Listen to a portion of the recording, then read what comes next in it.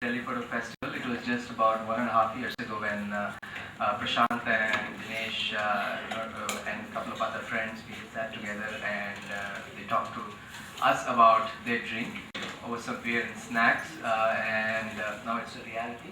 It's wonderful to see all of you here, so many people from all over India, all over the world. It's truly an international festival, and it's great to see so many people here today, and it's my pleasure to introduce Pushpamala. She's from my city, but I think I met her today for the first time. Pushpamala was born in Bangalore in 1956, and she lives and works in Bangalore and Delhi. She's a video, photo, and installation artist, writer, and a curator. After receiving BA in Economics, English, and Psychology from Bangalore University, she studied sculpture at MS University, Baroda, where she did her post-graduation in '85. Since the mid-90s, she has been mainly working in photography, performance, and video.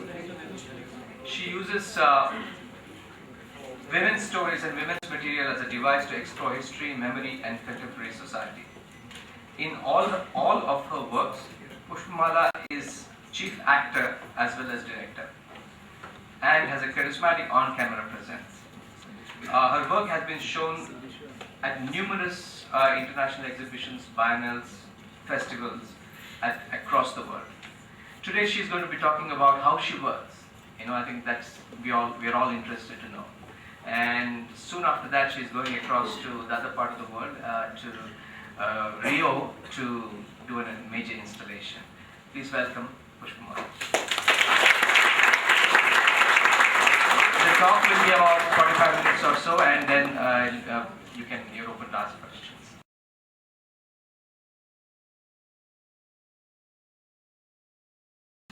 It's a pleasure to be here. It's an honor actually, and thank you for inviting me, and congratulations on the festival. The last few years I've been sort of developing this concept of the pseudo-archive. You might wonder what it means. It's the way I think an artist sort of collects a variety of images in their heads, and also in my case it's also creating a kind of a fake archive, as I call it, because a real archive actually is far more linear. It's a collection of important objects and works and used for study, and there's a hierarchy to the archive. But in my archive, I use from high and low and from all kinds of different material. I take from theatre, film, literature, and sources and ideas, and I use them in my work. And my work itself is like almost like somebody called it an inventory or an archive of images. To give a brief background, actually I studied sculpture, as was said earlier. And I worked for around 10 years as a sculptor. And I got into working with photography by chance actually, and I found it very interesting. So I sort of immersed myself in it. But one disclaimer is that I'm an imposter here because I'm not a photographer. I'm an artist who works with photography, and I direct and perform in my work, and I work with photographers, a variety of different kinds of photographers actually. It could be professional photographers, or it could be just friends, or from commercial photo studios or popular photo studios as well. You will see when I show the work, I'm just going to show you a lot of images. I'll just talk briefly about how I started working with photography. Actually in 1996, I was asked to give a work for a show on the 100 years of Indian cinema. So I was a sculptor at that point actually, but I just had this idea of, I love this figure of Fearless Nadia, who was this very famous stunt film star from the 1930s. So I'd never actually seen her films, but I had seen some photographs of her, and so I decided to dress up like one of the costumes of Fearless Nadia, which is a kind of Zorro-like costume with like a masked character. And I asked this friend of mine, who's a young photographer just starting out, called Meenal Agarwal, to take photographs for me. So we shot in this friend's house, my gallerist's house actually, which is a 100-year-old Parsi house. So we went earlier and I checked out some locations, and then we went off early one morning and took some shots there about a few roles. And later on, when I actually saw the contact prints, I found the pictures very interesting. And so I said, like, why don't I develop this into a body of work? But at the same time, then when I was thinking about it, I said, I cannot be just posing here and there in this costume. There has to be something else happening. So I said, let me make it into a story, a narrative. And to tell you briefly about my background, when I was a student in Baroda, I was very influenced by the narrative painting movement. So my sculpture was also very figurative and narrative on the whole. But though I started moving away and doing very conceptual work just before I started doing photography. So it was a kind of, I thought I'd get back into the narrative. And then I said, what kind of a story could it be? So then, of course, till the 80s in Hindi cinema, it was this lost and found formula. So I said, let me have this thing of lost and found twins. So there's this phantom lady who's this kind of Zorro-like character, and she goes to Bombay in search of her lost twin, separated at birth, of course. And then she's a vamp and in this underworld. So of course, there's no actual text. There's a series of images which are very kind of familiar images in a sense, because each image I think holds on its own, has a story, and it's a very stock sort of image in a sense. I shot on real locations in Bombay, and there are these other characters. There's the villain, the Don, who comes in, and in each show I used to actually also mix up the work sometimes. So they could be different, there could be a happy ending, a sad ending, and so on. And also, I like in photography, I'm interested in other histories of photography, which I think since the post-war, people have been mainly, the photo documentation or photojournalism, another form, have been the most popular forms of photography. But I'm also interested in lots of other things, histories of photography, for example, the studio photograph, the posed photograph, and ethnographic photography, anthropological photography, for instance, bazaar photography, and of course there's also medical photography and things like that which are not here. But I sort of, and I'm interested in photography because I think it is the photography and film document the modern. So it is a documentation of the modern age. So I'm interested in studying the modern and using photography as a technological industrial tool. So this is the first work, Phantom Lady or Kismet. And all these, these films always have two names, which are always different. So one of the genres of photography I'm interested in is the photo romance or the photo novella, and which are these kind of photo stories which you find in these popular magazines, So there are a whole series. Usually they have text as well, but mine doesn't have text. It's a set of 25 photographs, but I'll show you some of them. Can you put off the lights, please?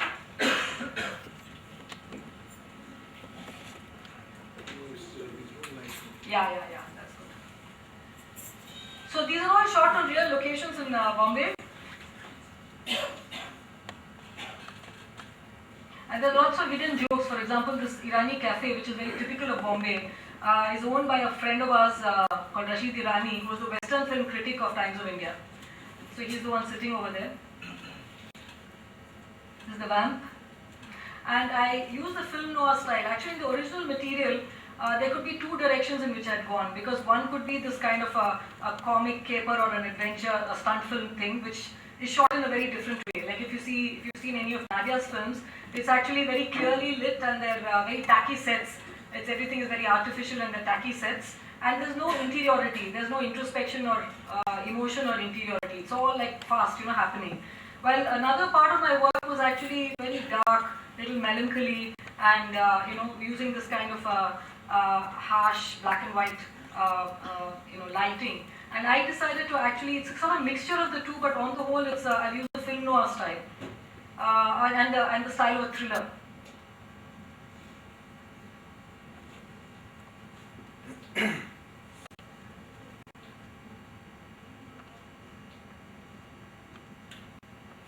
And the film noir style has a lot of this, the thing of the double, the mirror image, and so on. So you'll find that recurring, and there are two characters and reflections of the characters. By the way, this is Shah Rukh Khan's house. I shot in front of it before he bought it. So it's got all these kind of references, like in.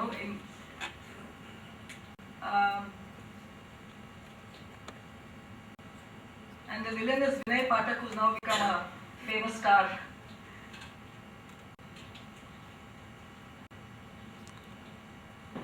I find this image very interesting because what happened when we saw the location the night before, earlier we went around 8 o'clock in the night, and we decided we'd come back. We shot late in the night, around 4 o'clock actually, when we finally shot. And we thought it would be empty, but actually when we went there to shoot, we discovered that there were all these people sleeping on the pavement. This is at a Flora Fountain actually, around Flora Fountain. And so what happens here is there is this very typical kind of documentary film shot, which could be from an Anand Patwardhan film or something like that. And then there is this interlocuted into that is this crazy kind of fantastical figure of the Phantom Lady. So actually what happens with this figure is actually all the locations are real, and it has this documentary aspect as well. In fact, my photographer asked me why I'm dressing up. If it's a detective thriller, then why am I dressing up like this stunt film character? Because they're two different genres. But I thought that if I dressed up like a typical detective, that is with an overcoat and a hat, which also appears in several Hindi films of an earlier era, then I would look too normal, while this costume is so bizarre that the minute you put this character into any situation, it makes it very fantastical, even though it's a very, very banal kind of scene. And what was interesting that many people in Bombay couldn't recognize these places, though they went through them every day.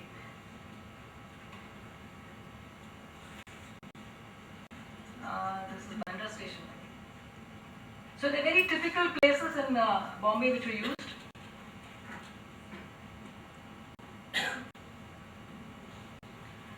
I'm also interested in this, in the painted photograph, which was very common before color photography came in as a technology. Even now, in fact, in some of these old photo studios like Mahatas, you'll find people coming in with small black and white photographs of their ancestors, some dead father or grandfather or something, and giving it there and saying, look, can you blow it up and paint it? And in fact, I actually worked on the series with the first edition was done by this man called Indra Prakash, who actually worked in Mahata. I found him there. And what is interesting about the painted, of course, with the documentary film or the Magnum sort of aesthetic, completely is very disapproving of working on the photograph. Of course, now things have changed with, I think, digital photography, because everyone knows that, everyone works on the photograph. So I sort of, in a sense, try to disturb the purity of the image. And also in many of my photographs, actually the photograph itself is not so great, and I don't need a great photograph to make a work. It can be quite a banal photograph, but I work on it in various ways, sometimes toning it or painting it. To say what I want to say. So this is a love story. This is another genre which I've worked in. It's called The Anguished Heart, and shot in Delhi. So actually, a lot of my the stories or the scenes, the mise-en-scènes, I'd like to say, because the way I work is quite filmic. So I come out of the location. So even the Phantom Lady, I was thinking of Bombay as a location and certain kinds of places that interested me. And then I thought of what kind of scene I could do. And there was this chase scene, these stock sort of scenes. And then this Irani cafe is like an adda, where the Phantom Lady goes to get information about the mafia and their activities and so on. I mean, that's all sort of imaginary, of course. You have to make up your own story. But in Datti Dil, actually, I was here on a residency, and in fact, I was just recovering from an accident, so I could barely walk, so I had to find a contained space to work in. And then I remember that my friends Gargi and Arjun Raina actually had this old Haveli in Chowri Bazaar. So I asked Arjun, and he said, sure, you can go and shoot over there. But when I went over there, I found that it was a complete ruin. So I got quite a shock. So I was wondering what to do. Then I remembered, I think it was Vinal Sen's film, Kandhar. and about this mother and daughter who live in this ruined sort of old kind of haveli and so on. So those kind of ideas started whirring, and what I did was I went there for a week, and I took lots of photographs. Sitting there for several hours and taking certain kinds of photographs, not arbitrary, but what I decided to do was structure this whole work in a certain way. Like this building had two courtyards and two terraces. So it's courtyard to courtyard, courtyard to terrace, terrace to terrace, or terrace to courtyard, or through doorways. And in a sense, it's a very artful sort of style, very kind of composed and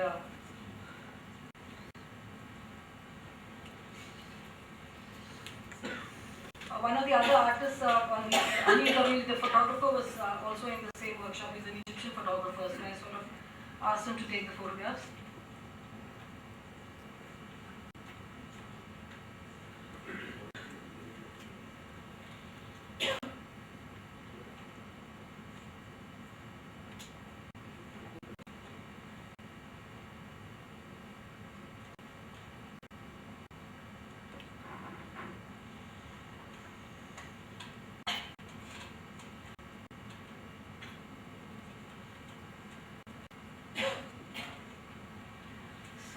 Another kind of genre I'm interested in is the studio photograph.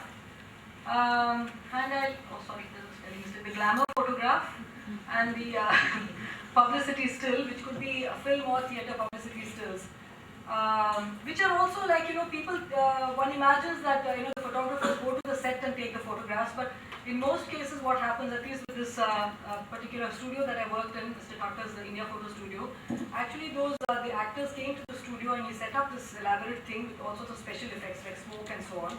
He had really funny stories about it. And sometimes the scenes had nothing to do apparently with the original film.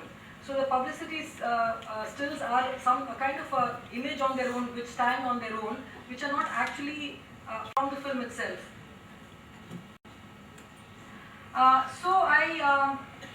In 2001, I worked with this, I found this old studio in Bombay in Dadar called India Photo Studio. And in Chitra Cinema, and that whole road is full of old film theatres. I don't know whether they still exist, but most of the famous film theatres used to be there. And Mr. Thakur has a very interesting history. He was a refugee from, he came from Pakistan after in partition. And in fact, he first went to Bangalore and tried to set up a studio, but it didn't work, so he came to Bombay. And in the early days, in the 50s and 60s, he worked as a still cameraman for these studios. So most of the very famous photographs that you find of the heroines of the 50s, like Nargis and Meena Kumari and all that, which are still being published today, they're very beautifully lit in this kind of Hollywood style, which is basically takes the lighting from expressionist films. So there is a very strong contrast of black and white, and also like unusually this man, as I said, he used to create these scenes. So there were a whole lot of these old photographs in his place. So I asked him, there's one in which there was this villain-like character, with a hat and a suit, like he was running with a gun in his hand, and at the back there was like a lot of smoke, as if there was a burning building at the back. So I said, Mr. Thakur and all that, how did you create this in the studio? So he said, oh, it's very simple and all that. I lit it up, and then I asked this a studio assistant of mine to lie on the ground and smoke a cigarette and blow puffs of smoke. And then he lit it up so beautifully that it looked like a kind of configuration, So, and then he also used these cutouts. And so I decided to actually work with him and use his style to make the series of works. And I work over a period, but that doesn't mean I'm shooting every day. Like for example, I took few photographs, I think in 2001, and then I decided to develop it. So I went back a year later, and then I took some more photographs, and then I made a series which are based on the Navarasas, or the 9 moods of Indian aesthetics. I'm sure you're all familiar, most commonly used in theatre and dance actually.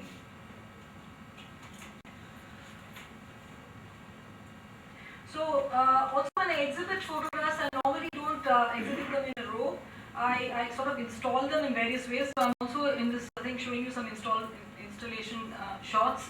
Usually sometimes I use this whole idea of museum display where the objects, sometimes the scripts, scribbles, notes and all that are also put up with the work. Or sometimes I hang the work high up, like you find it in traditional homes in India, or they could be in a display case, or here it's a kind of a salon kind of hanging.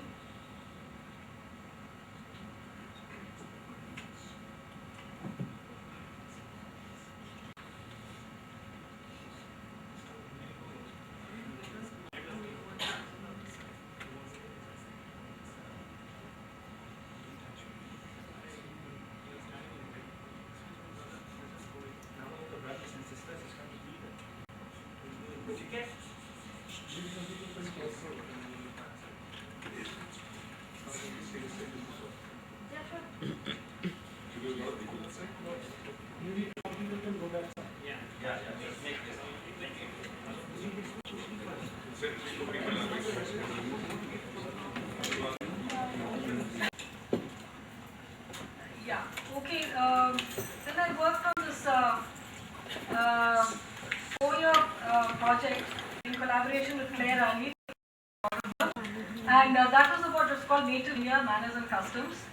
And it was basically to deconstruct images, very popular images of women, and put them back together again, or construct them again through photography. It was a very elaborate project where we took certain images from different different kinds of sources, like which I'll be showing actually now, and elaborate sets were made, and then we had myself and other characters posing in there as characters, and I think more than 200 photographs were in the final show, but many more were made from which these were selected.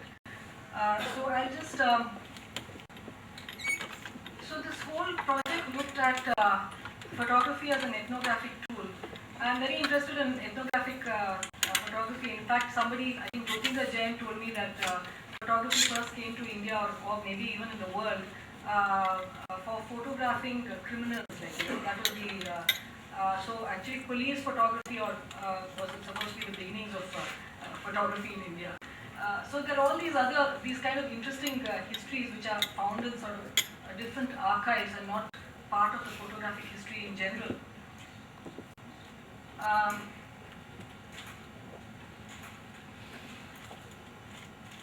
So finally there were 4 series of works, and the native types, all the titles of the works of course are very humorous as well, but also like the typical kind of phrases which are used in ethnographic photography. And of course the most famous series of books in India are the Peoples of India series, because I think throughout, I think it's 18th century, I don't know when it started, but there was this huge sort of project by the British government to document all the different communities of India, and in a sense and I don't think they ever completed it, but there are many books which are called the Peoples of India, very interesting. And I think my whole thing is that till today, even after independence, we are still looking at ourselves ethnographically, whether you see the Republic Day parades, or in fact yesterday there was this progressive seminar of the progressive movement by Sehmat, and you see these early IPTA photographs of IPTA plays, and they're doing Lambadi dance, they're doing in all these fake costumes actually. So the whole thing was set up. So one of the things I'm also questioning is, of course, other people have also questioned it about this whole verity, like the verity of the photograph. And of course now it's in a sense through the last 1 or 2 decades, I think probably with the coming in of the digital sort of image, there has been a looking back and wondering whether the documentary photograph itself was true as or was a true picture of reality, or was it also sort of set up. And in fact the ethnographic photographs were actually set up. I mean, most of them, like they were brought. These people were brought to the studios, and there were specific sort of implements. They were made to pose over there, and in those days it would take half an hour to take a photograph. So they're just frozen, like in these poses. So the what was said to be a kind of even say document of a particular tribe in their own environment was in fact not so, because painted backdrops and other sets and props would be used, which need not be authentic at all or from that particular background to set up this photograph. So each thing has this little a series of photographs illustrating the scenery and the mode of life of the women of South India. So of course, this first one is a very interesting picture I found in the India Today cover of Jayalalitha as a young star. So she used to play all these action roles. So usually when these people start off, like Mumtaz as well, they used to start off playing these action roles. And so of course it reminded me a lot of the Phantom Lady, and that was the first picture. So it's very elaborately put together because there's a painted backdrop, there are things that are created, so everything. So what was very interesting was working with this whole variety of these popular artisans. I think I must have worked with almost all the people who create the popular culture in Bangalore. Cinema hoarding painters, of course carpenters and other kinds of tailors and all that, but go around hunting for these things, to Lino companies. Then this makeup, my makeup guy was a well-known makeup man of Kannada films, and you have all these funny stories as well. Then very interesting, like for example, even the details, like the belts for instance had to be created, and I had to go to an auto rickshaw seat maker, so to create those the particular dagger belt. So it was this whole sort of elaborate thing of creating a kind of verity which was completely fictional actually. And in fact this was done in an IFA grant, and they asked me, why do you have to recreate some kind of image, why can't you just create that kind of image? But I feel there was a kind of discipline, and even though maybe you can get many other images of this kind of character, there are some very specific details over there which when recreated, and it's a kind of discipline of recreating as well, trying to get it precisely as much as possible, it sort of gives a certain rigor to the image. It's a rigorous process, and so copying is a very traditional form in all the arts, and copying and mimicking, and I'm very interested in that because it's of course early art school sort of teaching, which we've rejected now is copying. But by copying you understand how that image was constructed. So by copying you understand how that image was constructed, and that's how you deconstruct it and put it back together again. So this is a not a very well known painting of Ravi Verma's called Returning from the Tank. And there again there's this kind of it's in between actual copy of the picture but also the photo studio. So here you have this thing like a backdrop, and then sand in front, and the character is posing in front of this painted backdrop.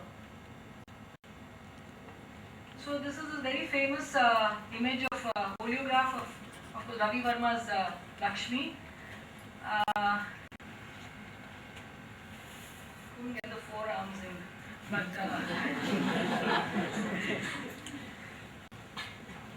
so here again there's this thing where the backdrop becomes the landscape becomes the backdrop, and there's a sort of in between a complete image and the fakeness of this photo studio where actually the lotus becomes a cutout, and I'm standing on a stool actually behind the cutout. So this was a very interesting picture. It's from a Kannada, early 1990s Kannada film still actually, which the hoarding painter Elumalai, he suggested to me, he said, oh, I've got this, like, why don't you use this? I've got this it's a picture from one of my sets.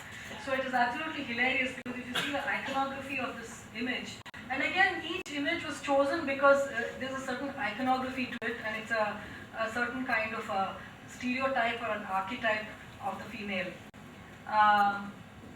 So you find this girl with plaits and white nylon ribbons holding a tiffin carrier, and she's wearing thick glasses, and she's flirting with this guy who's offering her a rose. And at the back there's this kind of, actually the thing had some naughty pictures, like some kind of sexy posters at the back, but there's a beer bottle at the back, and then there's also a lampshade with a naked woman on it. So, so there's a whole story within this Yeah, this was a very interesting photograph. There's a in the late 19th century. There's a very famous British project of this thing, study of the Andaman Islanders. And the checked backdrop is actually a tool used in these. It's called for anthropometry. It's called something I forget. Is the name lamprey's grid or something like that. I think it's called. So it was invented by this man, and basically it's a tool. It's not. It's very interesting visually because it looks like op art or something like that. But in fact, each square is 2 inch by 2 inch. So it helps to measure the figure, and it took me 3 months actually to get that the stand made. In fact, one couldn't see it properly and didn't know what it was, but it's just actually a stand for supporting the hand. And a sculptor, a friend of mine, worked it out and made a kind of draft of it, and it was made I think 3 times because part of it is steel, part of it is wood. But finally, it looked so authentic that some people thought that we got it from some kind of borrowed it from some sort of museum. So what happens with this kind of in a sense trying to be precise, because it's a very important thing, you can't just put a pole over there, that it, as I said, like it makes the whole construction of the photograph more rigorous.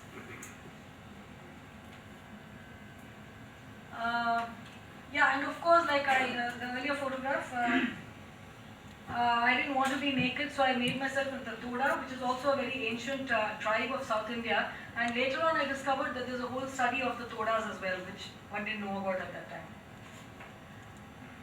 This was a photograph that came in the Times of India, and it's of these 2 chain snatchers. I think that's a very Indian phenomena because these, all the Indian women wear some kind of chain, usually a Mangalsutra if you're a Hindu, and these women go to the temples and steel chains. But what was very interesting was that this is a very old colonial thing of this police photograph, and actually the slates that they're holding gives their names and police station, name of the police station, their names, wife of or daughter of somebody, and the date. So actually the photograph was so small that I couldn't make out what was written on the slate. So I asked this friend of mine who's the editor of this Kannada weekly, I said, do you have any police photographs? So she said her actually rival publisher is a mafia guy. So she had published a photograph of him holding the slate when he was arrested. He's holding a slate with this material. It's a particular way of writing, which is all the police stations do. You can't write any old thing on it, So I got this reference photograph, but by the time we took the photograph, this was banned because you're not supposed to, when somebody is arrested, you're not. It's an old colonial thing actually, custom. Thing, and it is illegal actually. You cannot reveal the person's name in the newspaper like when they're just arrested, and it's not proven the crime. So later on, in fact, we used that image as well. They still wanted to, the police still wanted to release the photographs to the press to prove that they were doing some work, but they're all wearing these Ku Klux Klan kind of black masks, so it says family of murderers, and there's this family of people wearing this black pillow-like thing. So, and of course there is Lady in Moonlight is a very famous painting by Ravi Verma, and it's a recreation.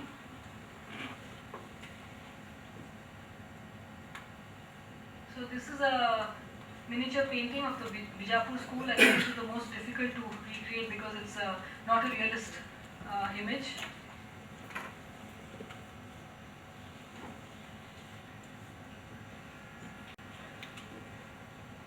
Circus.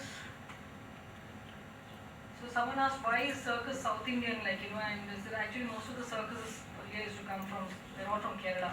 So all the circus companies. But I think now it's all Nepali. So here actually I'm not playing the main image, but both Claire and I are in the picture, and we're both angels.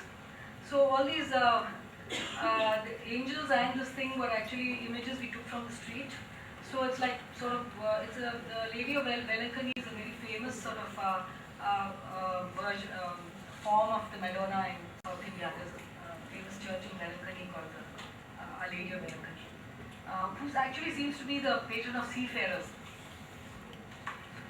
Okay, this is the second series, which is called the ethnographic series. So you find, I'll just show quick pictures. So this is a set of 45 photographs, which are all in the original sizes of the, based on 19th century ethnographic photographs, which are in their origin, they're very small, like 4 inches, 6 inches and 9 inches. And the way they were photographed in the show was that they were kept in these museum display cases with some objects. So again, an exhaustive scientific analysis and anthropometry of the female inhabitants. So this is also another way of showing them. So here, all the characters were posed in front of this lamprey's grid. So they all became sort of anthropological specimens. So you find fictional characters, real characters, like, you know, whatever, like, you know, an angel, a nun, all of them posing against this grid, in a sense, you know, turning it around and making fun of the whole thing. This is also part of it. Where sometimes different kinds of references were used. I think the one on the left was based on a photograph by Afisa Ali's father. What's his name? Not Salim. No, anyway. Some of them from paintings, like the famous Amrita Shergill's painting. So this is a kind of a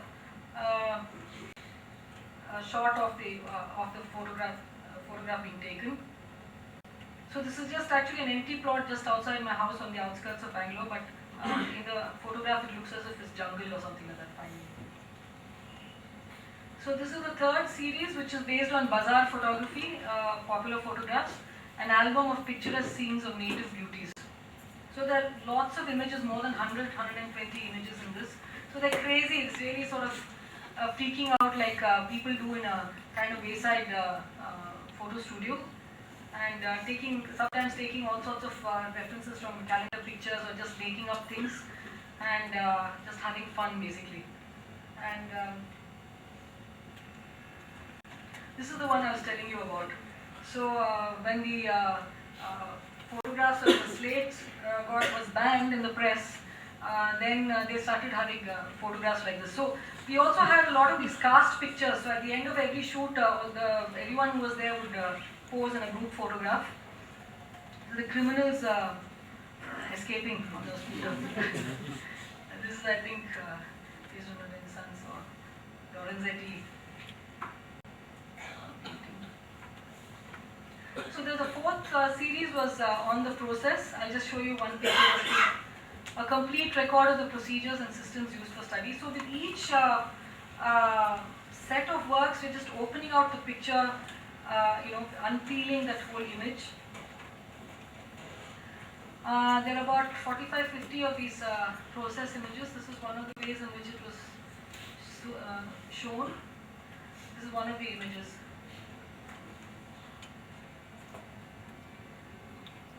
This is the circus shoot. I'll just show you some photographs of the exhibitions. So the native types were actually shown on the wall slanting forward and above eye level. And the props and backdrops are also shown, and costumes are shown along with the work. This is the ethnographic series. Part of the process, and backdrops and props and photographs. Those are the popular series, framed with these popular frames, these pink and green ones that you get. I don't know if you get them here, but you get them in Bangalore. They are actually outside for God pictures, they use for God pictures.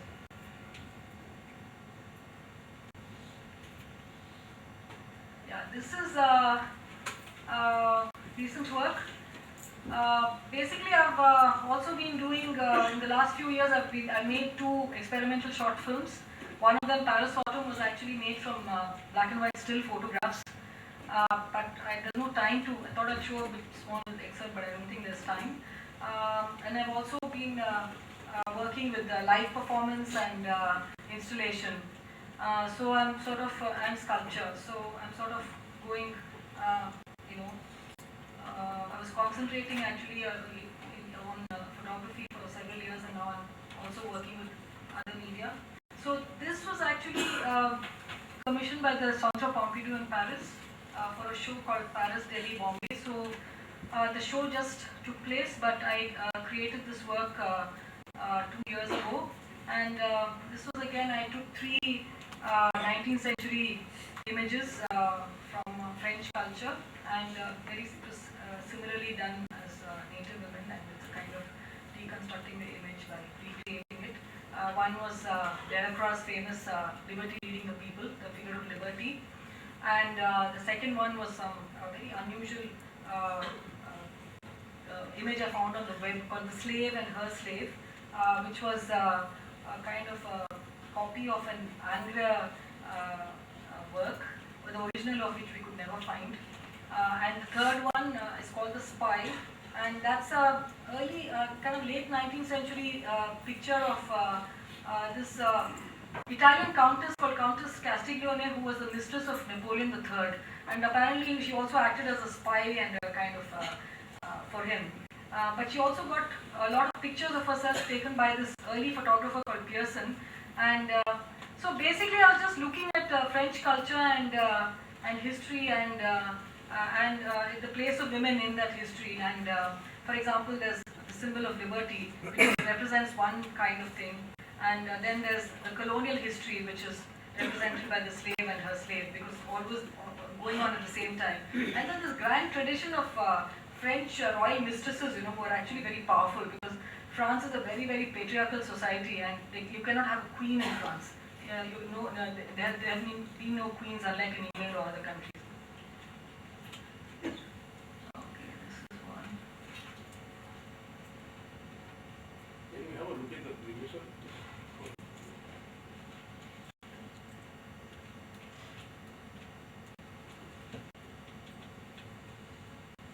So this I like very much. Again, this is like using some of the things in the photographic studio. This is the head clamp used in the portrait photography, which is not usually shown in photographs, but it was revealed. So now I'll be showing just some works in progress, which I'm working on now, but I'll be showing early next year actually. So this is called Abduction. They're very large pictures actually, about 5 feet prints. This whole series is called The Passion, and it's going to be on 3 women in the Ramayana, based on 3 characters from the Ramayana, women characters, and but concentrating on certain incidents like the abduction of Sita, and then Sita, Kaikeyi, and Shurpanakha. But I'm still shooting actually.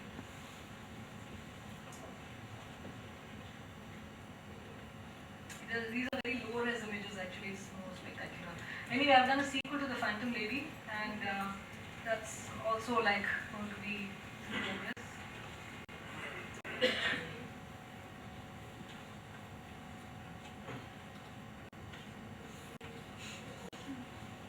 This is going to be in color. So this is a long project that I'm doing, Mother India. In that I'm not only using photography, but I'm using live performance, installation, and different forms, maybe even sound. So this I've used. I've started doing montage for the first time actually. We've been working with a digital camera for the last 2-3 works. I'm working with a photographer called Clay Kelton the last 2-3 projects. I've never actually, I've just printed those photographs, maybe worked on the color and the balance and things like that. But now I'm actually doing this montage rather. So this is based on very popular calendar pictures of Bhagat Singh cutting off his head and offering it. This is another Mother India. There again it's like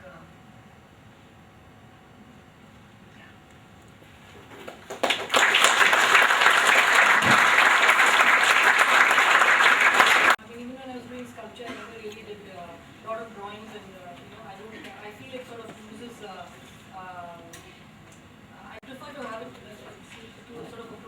photography, but what I do is I make notes.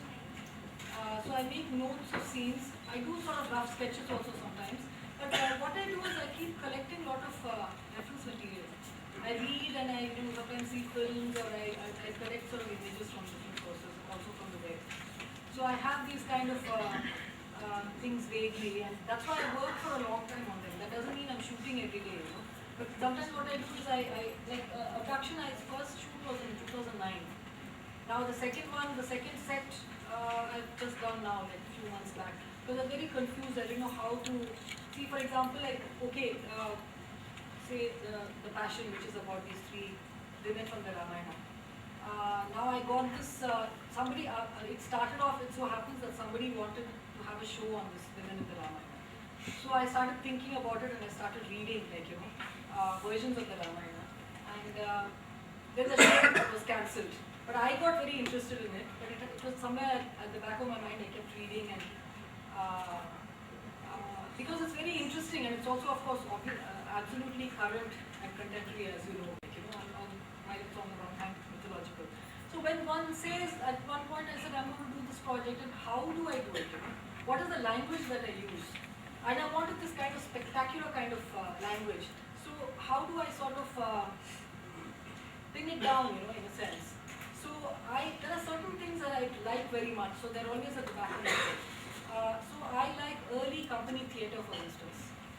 That is the early popular theatre, and which is also very popular. Basically, it started from Parsi theatre. There was also a Kannada popular theatre. So there are certain kinds of very hybrid costumes, for instance. Well, the women might wear a Maharashtrian sari, but they might have a different Western kind of blouse, or like the Rakshasa's costume, for instance, is something strange. It's from Victorian drama, or something, some velvet kind of thing, but it's all mixed up and sort of tacky also, which you take from the costume company, or you can get it made. So I sort of started collecting those images. So I decided to actually make it is slightly complicated actually. When I first thought I was doing something else. Illustrate an old story I written some years earlier, but that didn't work at all. But a part of it was this kidnapping sequence, this kind of mythological thing. So I decided that was interesting, and then I developed it into this Ramayana thing, because of course there's this famous thing of the abduction. But also conceptually also I start thinking in a broader way about that. For example, abduction is a very typical part of the world's myths, for instance. And it's always everything changes after that abduction. There are many, in Greek myth it's very, very common. The Zeus is always going and abducting someone again. There's the abduction of Europa, for instance. The Helen of Troy. She runs away, but it's also like there's this war and everything changes. So there's Persephone, I think, she's abducted by the king of the underworld and so on. And of course in the partition stories, of abduction. So there's always this thing of, it's a very important part of war and of life and mythology, this whole notion of the abduction of women. So I was thinking about that. And at the same time, I said, how do I handle these characters? And I didn't want to do it in a kind of a moralistic or Hinduish kind of way. In the sense, make Pushpamala into some goody person, or Kaikeyi into something else, or whatever. At the same time, I wanted to complicate the whole thing. So I keep thinking about all these things and making notes, reading, and sometimes discussing with friends and all that, and start getting sort of now I have to do the Shurpanaka thing. I'm not quite clear about how I'm going to do it. Though I've been sort of collecting some kinds of reference images, and in fact I wanted to use that backdrop that you put up there. So now I said, oh no, all of Delhi is going to be in front of the backdrop, so I can't use it anymore. So so it's a process that sometimes I have to shoot to find out how to go further. So now I've decided I'll just go back and have one shoot of whatever ideas I have. If it doesn't work, I'll chuck it, or if it works, then I'll develop it. There's a striking difference in the finish of the images, what you've done in Paris versus what you do here. Which is, what you do here is slightly more pitchy and more calibration. There's got a little twist to it. So you intentionally keep it a little more I'd say. No, it depends on who I'm working with, you know, like I worked with the studio Arcode which had an excellent technician. Yeah, because that's very technically almost a replica of the other image. So, No, they're not replicas. There's a lot of well, replicas. If you actually see as it's closer to the actual image more than yeah. some of the other. No, but the Native Women project was done like some years ago. That was the first time one was doing that kind of thing. So we didn't know how to do it also. Like, you know, there's a, but sometimes I think that kind of rawness is also charming. You know, like for example, Phantom Lady, the first Phantom Lady and the second Phantom Lady. The second Phantom Lady is very, very sophisticated, the quality of the imagery. Well, the first Phantom Lady is very raw. I didn't know what I was doing actually. Like, you know, we were just shooting and so many things are just, like for example, somebody noticed that there's no continuity in makeup. Because it was shot over 3 years, you know, and I did the makeup. So I didn't know how to do makeup basically. So, and then I thought I didn't need to do eye makeup because I had a mask, but you can see through the mask. So there are all these, but it's so charming because it is so naive in a sense, like, you know. So it's still my favorite work because it somehow, it has that kind of the first, quality of the first work, you know. So every work I think is quite different. I mean, for example, some of the works I showed at the end which are in progress, they're very low-res stills. Actually, they're also very technically much better than images. The copy images actually are better. They're already finished exhibited work. Have you considered using Photoshop? Because your Lakshmi could do with that. No, at that time we were just working not with the digital You can camera. still do it. We have actually, even without Photoshop, we get those false arms, which are actually very interesting, more interesting than Photoshop. Because they're horrendous kind of things like which you can rent, which I've used for some other, for the Bharat Mata actually. No, I just started actually I have not really used Photoshop for this montage at all till now. At the last 2 images I started using them this. Otherwise everything is created which I find more interesting actually. And it's easier to do also. It's not easy to stick in, people think it's very easy to cut and paste things, but it's not. It's very complicated and well, if I'm only using it because I want that kitschy thing of bad technology, you know. But if I want it really nice, like if I use real smoke, it's far more interesting than to try and create an illusion of smoke doing something. I don't know if you can create it actually. It will be very, very expensive, high-end kind of stuff. Just one last final brief question, please. Sorry, Mr. Chan. When you are shooting, when you have a team on board, you said you like to direct them, but when it comes to your models, the dress person or whatever, the photographer, how much freedom or how much input you take from them, or you just say this is the final work? No, it's very improvisatory actually. Because there is a certain, the way I work is like actually, I'm very structured about everything. But what happens is that during the shoot and all that, it gets very loose because it's chaotic actually, you know. I usually have a friend as a kind of assistant to check the pose and all that. Because if I'm standing over there and the crown is awry or something, I don't know. I mean, sometimes I can't figure out what I look like, whether it's correct. Usually there's some reference thing or whatever. I ask them to check certain things. Another thing is, everyone over there does give suggestions. And if it fits in with the thing or anyway, one just does it, like, you know, whatever possibilities one works out over there. Even when you start working, there are possibilities that come up, you know, because earlier it's an abstraction. Here there's this concrete thing, like, you know, situation over there. Whether it's a location or whether it's in my studio and we're sort of setting up this painted backdrop and all that sort of thing. So it's very improvisatory but actually what I do is I always shoot hundreds of images, lots and lots of images, and finally, like, when I edit, it's again very precise. So it's like very tight and it goes outward and then becomes tight again. Finish one. Okay. Yeah. There was a discussion after this work. This is something that came up there.